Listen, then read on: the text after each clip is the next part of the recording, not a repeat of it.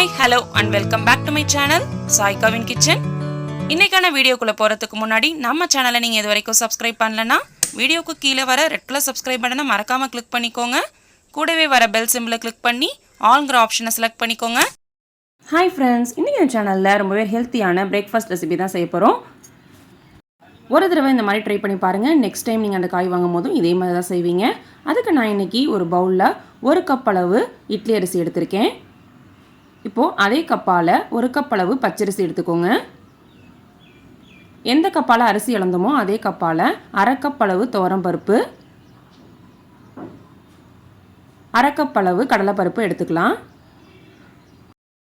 இப்போ நம்ம எடுத்துருக்க இந்த பருப்பு அரிசி அளவுக்கு நான் ஒரு 1/4 டம்ளர் அளவு வெள்ளை உருட்டு உளுந்து சேர்த்துருக்கேன். இப்போ எல்லாத்தையும் நல்லா அலசிட்டு தண்ணி ஊற்றி ஒரு 3 காஞ்ச மிளகாய் சேர்த்து ஒரு 3-4 மணி நேரம் நல்லா ஊற வச்சுருங்க.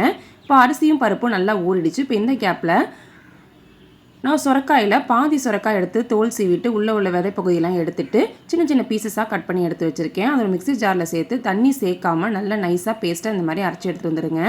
இப்போ நம்ம அரைச்சி எடுத்து வச்சுருக்க பேஸ்ட் ஒரு பக்கம் இருக்கட்டும். அடுத்ததாக நம்ம ஊற வச்ச அரிசியும் பருப்பையும் மிக்ஸி ஜாரில் சேர்த்துட்டு 1 ஸ்பூன் அளவு சோம்பு, கொஞ்சமாக மஞ்சத்தூள் சேர்த்து நான் அடக்கி அரைக்கிற மாதிரி நல்லா அரைச்சி எடுத்து வந்துடலாம். இப்போ நம்ம ஆல்ரெடி அரைச்சி எடுத்து வச்சுருக்க சுரக்காய் கூட நம்ம அரைச்சி எடுத்து வச்சுருக்க இந்த பேட்டரையும் சேர்த்து நல்லா கலந்து விட்டுருங்க.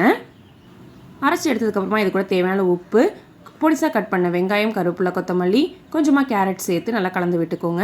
ஸ்டவ் ஆன் பண்ணிவிட்டு ஒரு தோசை வச்சுக்கலாம். கல் நல்லா சூடானதுக்கப்புறமா இப்போ இந்த அடமாவுலேருந்து ஒரு கரண்டி எடுத்து ஊற்றிக்கலாம். அடமாவு வந்து கொஞ்சம் தண்ணியாக இருக்கிற மாதிரி பார்த்துக்கோங்க. ரொம்ப கெட்டியாக இருந்துச்சுன்னா கொஞ்சமாக தண்ணி சேர்த்து கலந்து விட்டுக்கோங்க. இது நல்லாவே நைஸாக ஊற்றுறதுக்கு நம்ம ரொம்பவே ஈஸியாக வரும். அதேமாதிரி இந்த வெங்காயம், கேரட் எல்லாமே பொடிசாக கட் பண்ணதாக சேர்த்துக்கோங்க. அப்போ தான் வந்து நம்ம இழுக்கும் பொழுது ஒட்டாமல் வரும். இப்போது அடைக்கி எப்போவுமே தேங்காய் எண்ணெய் ஊற்றி செஞ்சிங்கன்னா ரொம்பவே வாசனையாக இருக்கும். அதனால் நான் 1 ஸ்பூன் அளவு தேங்காய் எண்ணெய் சுற்றி விலையும் விட்டுக்கிறேன். மீடியமான ஃப்ளேமில் வச்சு அடை வந்து ஒரு சைடு நல்லா வேகட்டும்.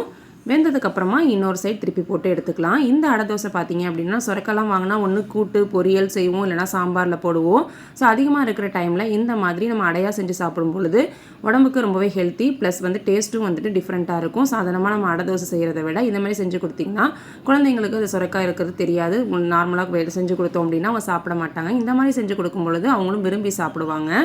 இதுக்கு சைட் டிஷ்ஷே தேவையில்லை, சும்மா சாப்பிட்றதுக்கே அவ்வளோ சூப்பராக இருக்கும். நீங்களும் இந்த ரெசிபியை மறக்காமல் ட்ரை பண்ணி பாருங்கள். சுரக்காய் சேர்த்துக்கனால டேஸ்ட்டும் ரொம்பவே நல்லாயிருக்கும். ஆனால் சாப்பிடும் பொழுது அதில் சுரக்காயோட வாசனையோ எதுவுமே உங்களுக்கு தெரியாது. ஸோ மறக்காம இந்த ரெசிபி ட்ரை பண்ணி பார்த்துட்டு எப்படி இருந்துச்சுன்னு கமெண்ட் செக்ஷனில் கமெண்ட் பண்ணுங்கள். ஆல்ரெடி நம்ம சேனலில் சுரக்காய் தோசை எப்படி செய்யலாங்கிறது போட்டிருக்கேன். ப்ளஸ் சுரக்காயில் சட்னி எப்படி செய்யலாங்கிறது பார்த்துருக்கேன். இது ரெண்டுமே வந்துட்டு பார்த்தீங்க அப்படின்னா டேஸ்ட் வந்து ரொம்பவே சூப்பராக இருக்கும். அதே மாதிரி இந்த சுரக்காய் அடையும் மறக்காமல் ட்ரை பண்ணி பாருங்கள்.